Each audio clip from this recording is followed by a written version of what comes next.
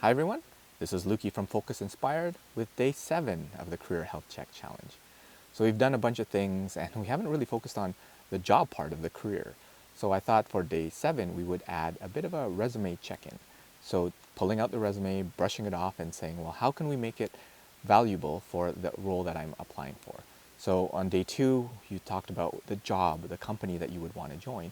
So finding job descriptions out there that reflect that type of work and reverse engineering that job posting and making sure that your resume has all of those components. So thinking about responsibility 1, where on your resume does it demonstrate your ability to do that? Number 2, number 3, number 4, and basically filling in your resume so that it fits all those needs.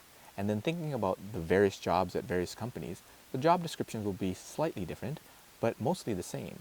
So what are the most common things that are coming up that you would want to add into your repertoire of experience?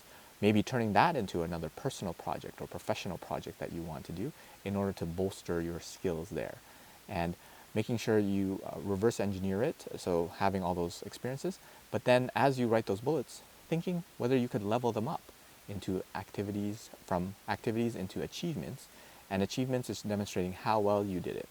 So putting some sort of numbers, understanding whether from a time, cost, or quality perspective, how well you've done it in comparison to other folks.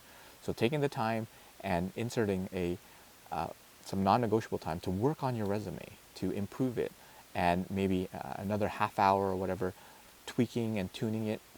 And then once you get it in a good shape, then thinking how do you want to get more experience so that you have something to write about in your resume. So that's day 7 of the Career Health Check Challenge, and I'll see you on day 8.